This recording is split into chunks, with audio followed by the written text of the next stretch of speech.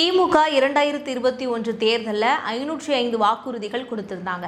அதுல 90% நிறைவடைந்து விட்டது அப்படின்னு திமுக தலைவர்ல இருந்து தொண்டர்கள் வரைக்கும் வாய் கூசாம போய் பேசுறாங்கன்னு நான் சொல்லல, எதிர்க்கட்சிகள் சொன்னாங்க. இப்போ திமுக அரசு ஆட்சிக்கு வரும்போது சொன்ன வாக்குறுதி எவ்வளோலாம் முடிஞ்சிருக்கு இல்ல அப்படிங்கறத பார்க்கலாம். தேர்தல் வாக்குறுதி மொத்தம் 505, அதுல 404 செயல்பாடுல இருக்கு. 60 திட்டங்கள் நிதி நிலைமை காரணமா தற்காலிகமா செயல்படுத்த முடியவில்லை. 40 திட்டங்கள் அரசின் பரிசீலனை இல்ல.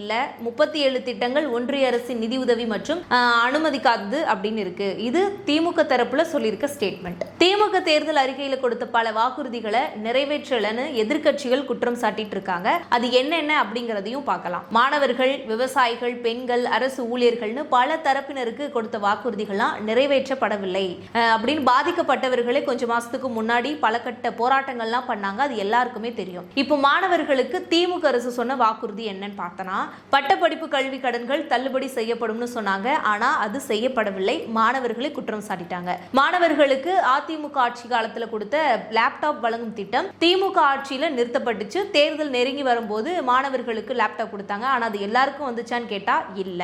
அடுத்து விவசாயிகளுக்கு சொன்ன வாக்குறுதி, கரும்பு விவசாயிகளுக்கு நிலுவைத் தொகை வழங்கப்படும்னு சொன்னாங்க. அது செய்யல. ட்ரிப் இரிகேஷனுக்கு 90% மானியம் வழங்கப்படும்னு சொன்னாங்க. அதுவும் செய்யல. எம்எஸ்பி அதாவது குறைந்தபட்ச ஆதரவு விலை 2500 நெல்லுக்கு எடுப்போம், 4000 கரும்புக்குன்னு சொன்னாங்க. அதுவுமே செய்யல. ஒவ்வொரு பஞ்சாயத்துலயும் களஞ்சியம் அமைப்பது, மண் ஆய்வு மையங்கள் உருவாக்கப்படும்னு சொன்னாங்க. அதுவும் செய்யல.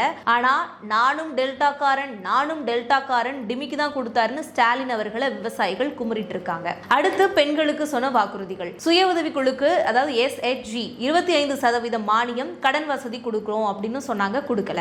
ஏழை பெண்களுக்கு வட்டியில்லா கடன் திட்டம் சொன்னாங்க. அதுவும் செய்யல. 35 வயதுக்கும் மேற்பட்ட திருமணம் ஆகாத பெண்களுக்கு அரசு வேலை வழங்கும் திட்டம் சொன்னாங்க. அதுவும் செய்யல. பெண்களுக்கு எதிரான குற்றங்களுக்கு தனி நீதிமன்றம் அமைக்கப்படும்னு சொல்லிட்டு பெண்களுக்கு எதுனா ஒண்ணுனா போதும்பா நாங்க இரும்பு கரம் தூக்கி செயல்படுவோம்னு சொன்னாங்க. அதுவும் செய்யல. பார்த்தோம்னா அது குற்றவாளிகளே திமுக ஆதரவாளர்களா இல்ல திமுக காரங்களா தான் இருக்காங்க. அடுத்து அரசு ஊழியர்களுக்கு சொன்ன வாக்குறுதி, சுத்திகரிப்பு பணியாளர்களுக்கு வாரம் ஒரு விடுமுறை, ஓவர் டைம் சம்பளம்லாம் தரப்படும்னு சொன்னாங்க. அதுவும் செய்யல. ஓய்வூதியதாரர்களுக்கு 80+ 70+ வயதினருக்குலாம் ஓய்வூதிய உயர்வு வழங்கப்படும் சொன்னாங்க. அதுவும் செய்யல. பழைய ஓய்வூதிய திட்டம், ஓல்டு பென்ஷன் ஸ்கீம், இது மீண்டும் கொண்டு வரப்படும்னு திமுக ஆட்சியில சொன்னாங்க. கொண்டு வரல. அங்கன்வாடி மற்றும் மதிய உணவு ஊழியர்களுக்கு சம்பளம், ஓய்வூதியம்லாம் வழங்கப்படும்னு சொன்னாங்க. அதுவும் செய்யல. ஆசிரியர்களுக்கு டிரான்ஸ்பர் செயல்முறையில வெளிநடப்பு தன்மை இல்லை அப்படின்னு குற்றஞ்சாட்டு பண்ணிட்டாங்க. ஒப்பந்த ஊழியர்களுக்கு நிரந்தர வேலை வழங்கப்படும்னு சொன்னாங்க. அதுவும் செய்யல. அடுத்து நிர்வாகம், லோகயுக்தா மீண்டும் செயல்படும், கேஸ் சிலிண்டருக்கு மானியம் 100 வழங்கப்படும், மின்சார கட்டணங்கள்லாம் குறைக்கப்படும், PSU அரசு நிறுவனங்கள் மேம்பாட்டுக்கான குழு அமைக்கப்படும் சொன்னாங்க.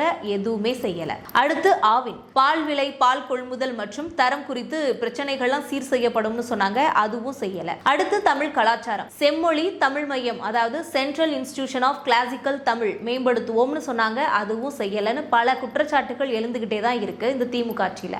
ஆக மொத்தத்துல திமுக அரசு சொன்ன எதுவுமே செய்யல. இதுல வேற 2026 தேர்தல் வாக்குறுதிகள்ல பெண்களுக்கு கொடுத்த 1000 ரூபாய் இப்போ 2000 ரூபாயா உயர்த்தி தரப்படும். ரொம்ப ஹைலைட்டான வாக்குறுதி இன்னொன்னு என்னன்னு பார்த்தோம்னா, கூப்பன் தராங்களாம். ஃப்ரிட்ஜ், டிவி, ஏசி எது வேணுமோ வாங்கிக்கலாம் அப்படின்னு ஒரு வாக்குறுதி. இது போன எலெக்ஷன்ல சொன்னதே இன்னும் ஒன்னும் பண்ணி முடிக்கல. அது எல்லாரும் நம்ம பார்த்துட்டு தான் இருக்கோம். வரப்போற தேர்தலுக்கு சொல்லியிருக்கக்கூடிய வாக்குறுதிகள்லாம் எது நடைமுறைப்படுத்துவாங்க, எதுலாம் சரியானதா இருக்கும் அப்படிங்கறத நீங்க தான் சொல்லணும். இந்த வீடியோ பார்க்குற நீங்க தான் சொல்லுங்க.